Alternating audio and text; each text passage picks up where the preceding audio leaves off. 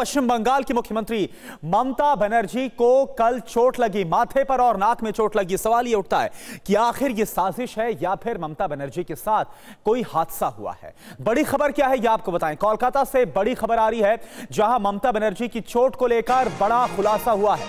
ममता बनर्जी की चोट को लेकर अस्पताल की तरफ से बयान आ गया है। ममता बनर्जी को पीछे से धक्का दिया गया, ये एसएसकेएम अस्पताल के डायरेक्टर की तरफ से बयान दिया गया। ममता के सिर में चोट लगी, माथे पर 3 टाके आए हैं। करीब 2.5 घंटे तक अस्पताल में ममता बनर्जी एडमिट रही हैं। तो ममता बनर्जी के सिर पर जो चोट लगी उसके बाद तस्वीर हम आपको दिखा रहे हैं। ममता बनर्जी जब अपने बेडरूम में थी तब ये जानकारी सामने आई कि उनके सिर पर चोट लगी है और फिर ये तस्वीरें निकलकर सामने आई जहां पर ममता बनर्जी के सिर से, माथे से जो खून है वो बहता हुआ नजर आ रहा है। कहा जा रहा है कि नाक में भी चोट लगी है। कुल मिलाकर 3 टाके आए हैं जो एसएसकेएम अस्पताल के डायरेक्टर की तरफ से जानकारी दी गई और ये कहा गया, बड़ा खुलासा ये हो रहा है कि किसी ने पीछे से धक्का दिया।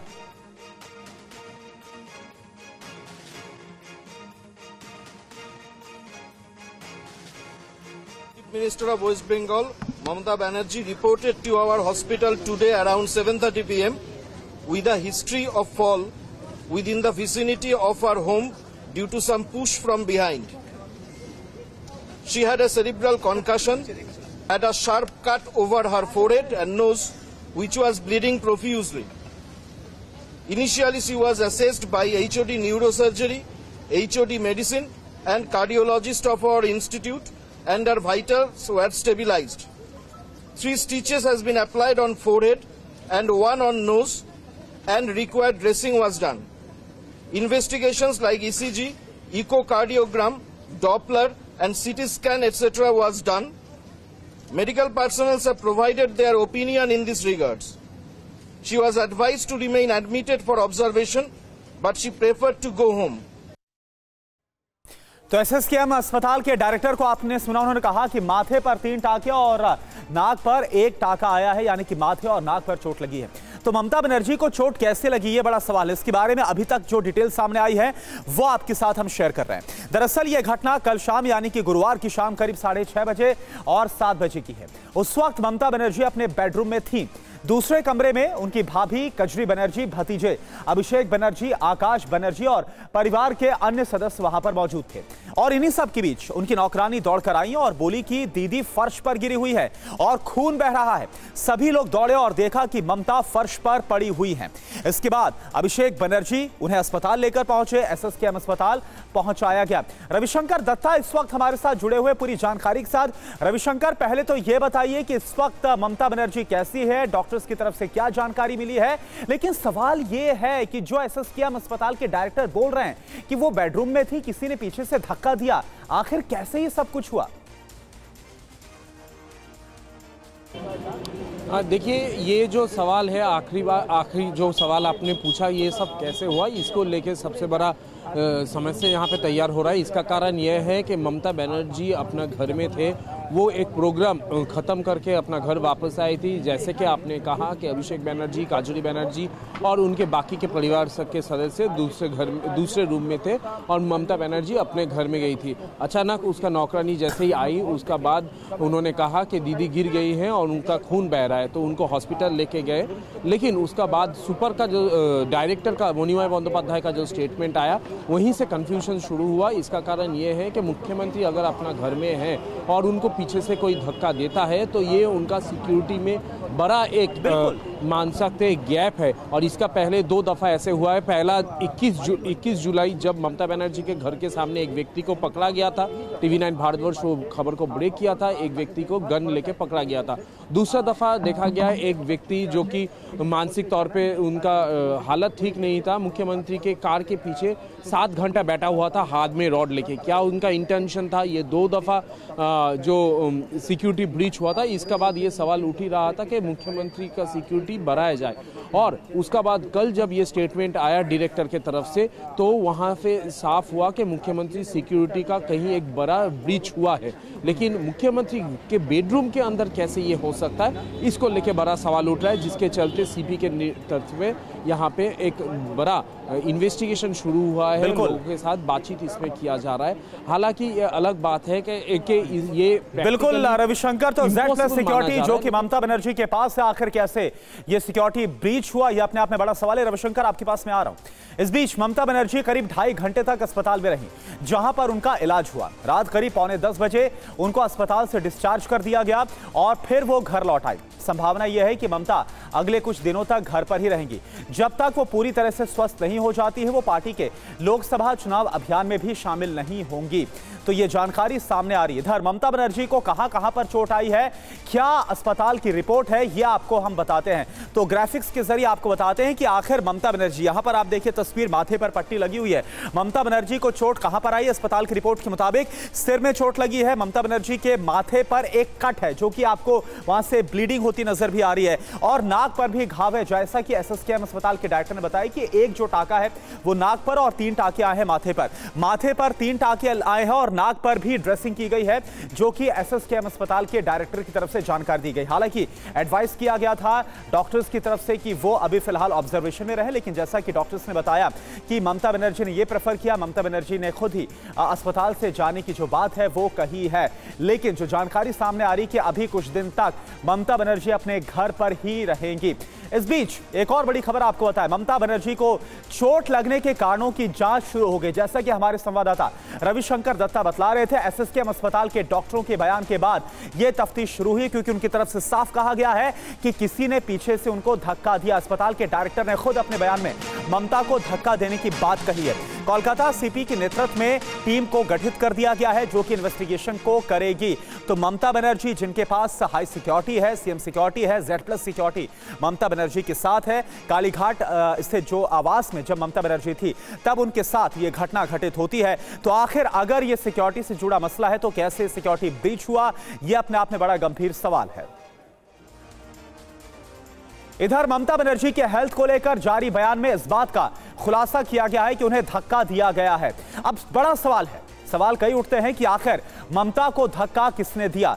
सवाल यह भी उठता है कि क्या CM के कमरे में, यानी कि ममता बनर्जी के कमरे में, क्योंकि बेडरूम में मौजूद थी, क्या पहले से ही कोई वहां पर मौजूद था, जबकि उनके पास Z+ सुरक्षा है? क्या मुख्यमंत्री ममता बनर्जी की सुरक्षा में लापरवाही हुई है? और अगर ऐसा हुआ है तो अपने आप में काफी गंभीर मामला है। यह मामला इसलिए और भी ज्यादा गंभीर हो जाता है क्योंकि इससे पहले 2 अलग-अलग इंसिडेंट सामने आए हैं, 2 अलग-अलग मामले सामने आए। CM आवास में 2 लोग बंदूक और रॉड के साथ छिपे हुए पाए गए थे। फिलहाल पुलिस टीम फिंगरप्रिंट्स और CCTV फुटेज के आधार पर पूरे मामले की तफ्तीश में जुटी हुई है।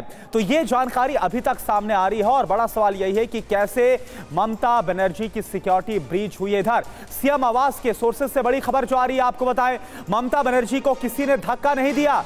यह CM आवास की तरफ से जानकारी सामने आ रही है, यानी एकदम कॉन्ट्राडिक्टरी बयान है जो कि अस्पताल के डॉक्टर्स की तरफ से कहा गया है। ममता को महसूस हुआ मानो किसी ने धक्का दिया, सोर्सेस ये बतला रहे। SSKM अस्पताल के डायरेक्टर ने हालांकि CM को पीछे से धक्का दिए जाने की बात खुद कही थी। पुलिस सभी एंगल से अब पूरे मामले की तफ्तीश कर रही है। तो अब इस मामले में एक और वर्जन सामने आ रहा है, जो सोर्सेस बतला रहे CM आवास के, उनकी तरफ से कहा जा रहा है कि किसी ने धक्का नहीं दिया। रविशंकर, सवाल तो यही, बड़ा कॉन्ट्राडिक्टरी बयान है। एक तरफ अस्पताल के जो डॉक्टर से बोल रहे हैं किसी ने धक्का दिया पीछे से, लेकिन CM आवास से खुद सोर्सेस बता रहे कि नहीं, ऐसा नहीं था, किसी ने धक्का नहीं दिया।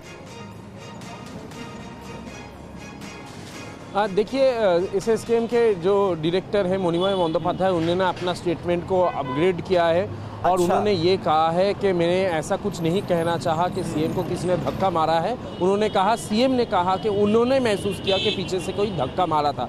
लेकिन बात जिसका जिक्र मैं अभी कर रहा था कि ममता बनर्जी Z+ कैटेगरी के सिक्योरिटी उनको मिलते हैं, उनका बेडरूम में कोई घुस जाता है, इतना बड़ा सिक्योरिटी ब्रीच, ये लापरवाही होना एक तरफ से नामुमकिन है। उसका बाद भी जैसे कि एक बार, क्योंकि उन्होंने कहा है इसके बाद भी इन्वेस्टिगेशन होगा, पुलिस एक बार देख लेगी, जांच पड़ताल कर लेगी एट ऑल ऐसा कुछ पॉसिबल है कि नहीं, क्योंकि घर का एंट्रेंस एक ही है और दूसरी बात है, जो ममता बनर्जी ने कहा है, ज़्यादातर ऐसा होता है जिन लोगों को ब्लैकआउट होते हैं या तो फिर प्रेशर फॉल कर जाते हैं, उनको ऐसा महसूस होता है कि पीछे से क्यों धक्का मारा, क्योंकि सर भारी हो जाता है या तो शरीर हल्का हो जाता है। तो क्योंकि सर एक हेवी चीज होता है, 3 किलो का वजन होता है सर का, और बॉडी हल्का हो जाने से लगता है किसी ने धक्का मारा। ठीक है, तो यहाँ पर एसएसकेएम अस्पताल के डायरेक्टर भी ये बोलते अब नजर आ रहे, जैसा कि सीएम आवास के सोर्सेज से जानकारी मिली है कि किसी ने धक्का नहीं दिया, और डायरेक्टर भी अब ये बोल रहे हैं कि क्योंकि ममता बनर्जी ने ऐसा बोला था कि मुझे पीछे से धक्का महसूस हुआ, इसलिए उनकी तरफ से कहा गया। अभी के लिए बहुत बहुत शुक्रिया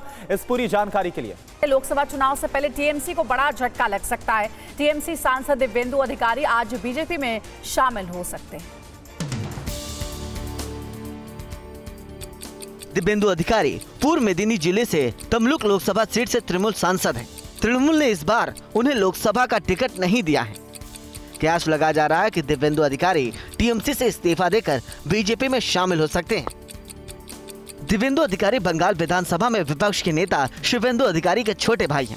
अटकलें हैं कि दिव्येंदु अधिकारी इस बार तृणमूल से बीजेपी के टिकट से चुनाव लड़ सकते हैं। हालांकि बीजेपी की तरफ से आधिकारिक रूप से ऐसी कोई जानकारी नहीं दी गई है। इधर टीएमसी से निकाले गए विधायक शाहजहां शेख की सीबीआई हिरासत एक बार फिर से बढ़ा दी गई है। आप पूरी रिपोर्ट देखिए। ईडी ने संदेश खाली के एक गैरेज से 3 कारों को जब्त किया है। इसमें एक थार, एक जीप और एक स्कॉर्पियो शामिल थी। थार कार शाहजहां की है, स्कॉर्पियो उसके भाई आलमगीर शेख की और जीप पंजाब नंबर की है, जिसकी मालिक का पता नहीं चल पाया है। संदेश खाली और उसके आसपास के इलाकों में ईडी की टीम ने 4 जगहों पर छापेमारी की थी। कल ही शाहजहां शेख को कोर्ट में पेश किया गया, जहां उसकी सीबीआई हिरासत 8 दिन के लिए बढ़ा दी गई। इससे पहले कोर्ट ने 10 मार्च को शाहजहां शेख को 4 दिन के लिए सीबीआई हिरासत में भेजा था। करीब 55 दिनों तक फरार रहे शाहजहां शेख को 29 फरवरी को गिरफ्तार किया गया था। यूपी के पूर्व मंत्री गायत्री प्रजापति के ठिकानों पर ईडी ने छापेमारी की है। छापेमारी के बाद ईडी की टीम गायत्री प्रजापति के बेटे को अपने साथ ले गई। सीबीआई ने गायत्री प्रजापति के 17 ठिकानों पर छापेमारी की। 12 घंटे तक चली छापेमारी में ईडी को कई अहम सबूत मिले, जिन्हें ईडी की टीम अपने साथ लेकर चली गई। छापेमारी के दौरान गायत्री प्रजापति की पत्नी महाराजी देवी की तबीयत बिगड़ गई। ईडी ने गायत्री प्रजापति की महिला मित्र गुड्डा देवी के आवास पर भी छापेमारी की। ईडी की टीम ने कई कमरों के ताले तोड़वाए। गुड्डा देवी के घर से ईडी की टीम ने कैश भी बरामद किए। कैश गिनने के लिए मशीन भी लगाई गई थी। राजस्थान पुलिस की इंटेलिजेंस टीम ने बड़ी कार्रवाई की है। जासूसी के आरोप में आर्मी वर्दी स्टोर चलाने वाले को गिरफ्तार किया गया है। आप देखिए खबर। आरोपी के आनंद राज नाम का ये युवक 3 पाकिस्तानी महिला एजेंट के संपर्क में था। उन्हें सोशल मीडिया के जरिए सेना से जुड़ी जानकारियां पहुंचाता था। शुरुआती पूछताछ में पता चला है कि आरोपी आनंद राज सोशल मीडिया के जरिए पाकिस्तान की 3 महिला एजेंट्स के संपर्क में था। सूरतगढ़ आर्मी टैंक के करीब वर्दी स्टोर होने की वजह से उसके पास सेना से जुड़ी जानकारियां रहती थी, जिसे वो सोशल मीडिया के जरिए पाकिस्तान के खुफिया एजेंट्स तक पहुंचाता था।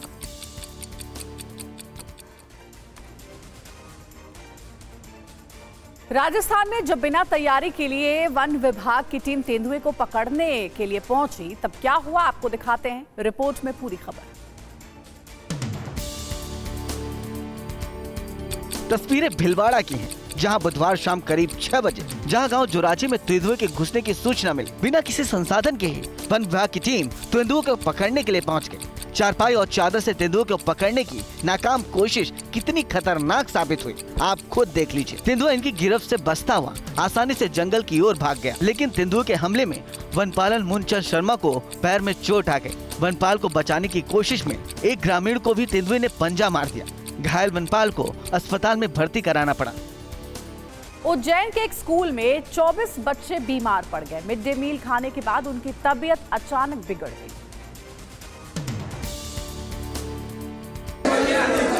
उज्जैन के महिदपुर तहसील में एक सरकारी स्कूल में बच्चों को मिड डे मील का कड़ी चावल दिया गया था, जिसे खाते ही अचानक 24 बच्चों की तबीयत बिगड़नी शुरू हो गई। इसके बाद स्कूल में अफरा तफरी मच गई। आनंद फानन में बच्चों को अस्पताल में भर्ती करवाया गया। फूड पॉइजनिंग की शिकायत पर डॉक्टरों ने 24 बच्चों का इलाज शुरू किया। इस दौरान अस्पताल में भीड़ लग गई। अस्पताल में ग्रामीणों के साथ साथ अभिभावक भी पहुंच गए। जानकारी के मुताबिक बच्चे अब स्टेबल हैं। जिला प्रशासन ने प्राथमिक शिक्षा और बीआरसी को निलंबित कर दिया है। इधर महाराष्ट्र के धुले जिले में फूड पॉइजनिंग की वजह से 100 से ज्यादा ट्रेनिंग ले रहे पुलिसकर्मियों की हालत काफी ज्यादा खराब हो गई। घटना गुरुवार शाम की है, जहां खाना खाने के बाद अचानक ट्रेनिंग ले रहे पुलिसकर्मियों ने उल्टी करना शुरू कर दिया। कुछ ही देर में ये आंकड़ा 100 से ज्यादा तक पहुंच गया। आनन फानन में सभी को पास के अस्पताल में भर्ती कराया गया। अचानक इतनी बड़ी संख्या में लोगों को अस्पताल पहुंचने से अस्पताल में हड़कंप मच गया। डीजी ऑफिस का कहना है कि इस मामले की जांच की जा रही है कि आखिर फूड पॉइजनिंग कैसे हुई। धुले एसपी को जांच की जिम्मेदारी सौंपी गई है। खाने के सैंपल्स को फॉरेंसिक को भेजने का आदेश दिया गया है। फिलहाल सभी पुलिसकर्मियों की हालत स्थिर बताई जा रही है। लोकसभा चुनाव से पहले केंद्र सरकार ने लोगों को राहत दी है। पेट्रोल और डीजल की कीमतों में 2 रुपए प्रति लीटर की कटौती की गई है। दिल्ली में पेट्रोल की कीमत पहले 96.72 रुपए थी, अब 94.72 रुपए प्रति लीटर हो गई है। डीजल पहले 79.62 रुपए प्रति लीटर था और अब 87.62 रुपए प्रति लीटर है। मुंबई में पेट्रोल की कीमत पहले 106.31 रुपए थी, अब 104.31 रुपए प्रति लीटर है। वहीं डीजल पहले 94.27 रुपए था और अब 92.27 रुपए प्रति लीटर है। कोलकाता में पहले पेट्रोल 106.3 रुपए था, अब 103.94 रुपए प्रति लीटर है। डीजल की कीमत अब 90.76 रुपए प्रति लीटर है। इधर चुनाव आयोग ने इलेक्टोरल बॉन्ड का डेटा अपनी वेबसाइट पर अपलोड कर दिया है। यह डेटा 12 अप्रैल 2019 से लेकर 24 जनवरी 2024 तक का है।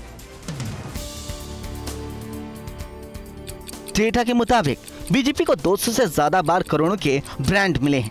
कांग्रेस को भी अलग अलग समय पर 1 लाख रुपए से लेकर 10 लाख रुपए और 1 करोड़ रुपए तक का चंदा दिया गया है। इसके अलावा डेटा में टीएमसी, डीएमके समेत कई पार्टियों को मिले चंदा का ब्यौरा है। एसबीआई ने 12 तारीख को चुनाव आयोग को डेटा मुहैया कराया था। आयोग ने डेडलाइन के 1 दिन पहले ही इसे वेबसाइट पर शेयर कर दिया। चुनाव आयोग ने सुप्रीम कोर्ट से और समय मांगा है। चंदा देने और भुगतान की पार्टी के बॉन्ड वाले मिलान को लेकर एक अर्जी दी गई है। इस पर भी सुप्रीम कोर्ट में 5 जजों की बेंच आज सुनवाई करेगा। एआईएमआईएम चीफ असदुद्दीन ओवैसी ने देश में एक साथ चुनाव कराने की सिफारिश पर सवाल उठाए हैं। क्या कहा उन्होंने, देखिए। असदुद्दीन ओवैसी ने 1 नेशन 1 इलेक्शन का विरोध करते हुए सोशल मीडिया पर लिखा है कि बार बार चुनाव होने से सरकारें तनाव में रहती हैं। 1 नेशन 1 इलेक्शन के साथ कई संवैधानिक मुद्दे हैं, लेकिन सबसे बुरी बात यह है कि सरकारों को अब 5 सालों तक लोगों के गुस्से की चिंता नहीं करनी पड़ेगी। ये भारतीय संघवाद के ताबूत में आखिरी कील होगी। ये भारत को 1 पार्टी स्टेट में बदल देगा। एक देश एक चुनाव को लेकर बनाई गई समिति ने अपनी रिपोर्ट राष्ट्रपति को सौंप दी है। 18,000 से ज्यादा पेज की इस रिपोर्ट में कई सुझाव दिए गए। पीएम मोदी आज से 3 राज्यों के दौरे पर रहेंगे। अगले 2 दिनों तक तमिलनाडु, तेलंगाना और कर्नाटक में उनके कई कार्यक्रम।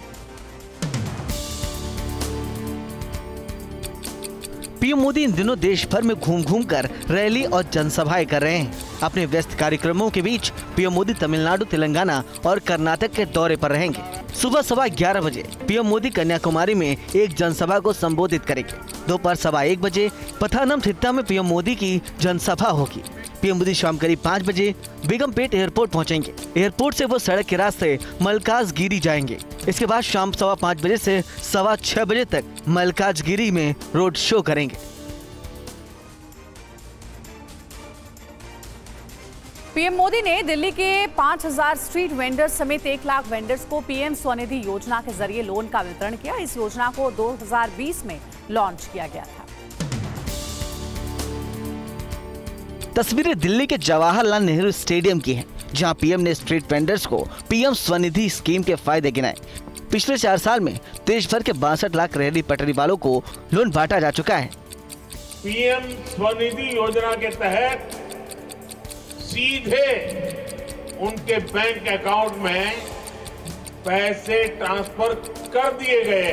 पीएम ने दिल्ली मेट्रो के 2 नए कॉरिडोर की आधारशिला रखी। दिल्ली मेट्रो का दायरा भी 10 साल में करीब 2 गुना हो चुका है। इधर महाविकास अघाड़ी में सीट बंटवारे पर पेच फंसा हुआ है। ऐसे में प्रकाश अंबेडकर ने एमवीए के अस्तित्व पर ही सवाल खड़े कर दिए। लोकसभा चुनाव का ऐलान किसी भी वक्त हो सकता है, लेकिन महाराष्ट्र में महाविकास अघाड़ी अभी तक सीट शेयरिंग को लेकर अपने विवाद सुलझा नहीं पा रही है। सीट बंटवारे को लेकर बहुजन वंचित अघाड़ी के प्रमुख प्रकाश अंबेडकर ने कहा है कि एमवीए टिकेगी तभी तो गठबंधन होगा। उन्होंने खुलकर कहा कि पहले एमवीए रहेगी या नहीं, उस पर भी सवाल है। प्रकाश अंबेडकर ने कहा कि कांग्रेस और उद्धव ठाकरे के बीच सहमति नहीं बन पा रही है। 10 लोकसभा सीटों पर मतभेद है। इनमें से 5 सीटों पर एनसीपी, यूबीटी और कांग्रेस में मतभेद खत्म होता नहीं दिख रहा है। शिरोमणि अकाली दल ने लोकसभा चुनाव के लिए बीजेपी के साथ गठबंधन करने के संकेत दिए हैं। सुखबीर बादल ने कहा कि पंजाब को बचाने के लिए अकाली दल किसी भी राजनीतिक दल से हाथ मिला सकती है।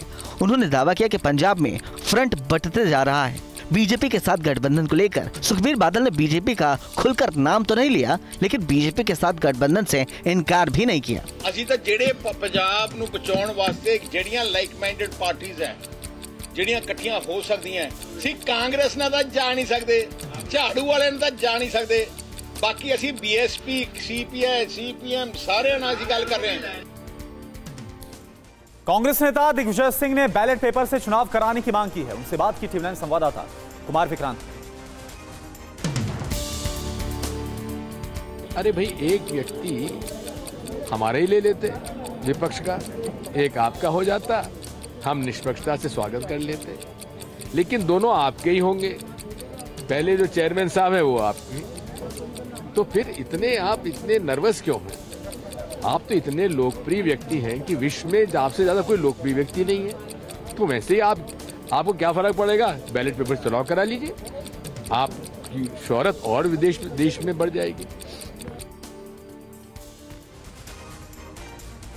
पंजाब के गुरदासपुर सेंट्रल जेल में कैदियों के बीच झड़प की घटना सामने आई है। झड़प इतनी बढ़ गई कि बाहर से पुलिस और सीआरपीएफ बुलानी पड़ी।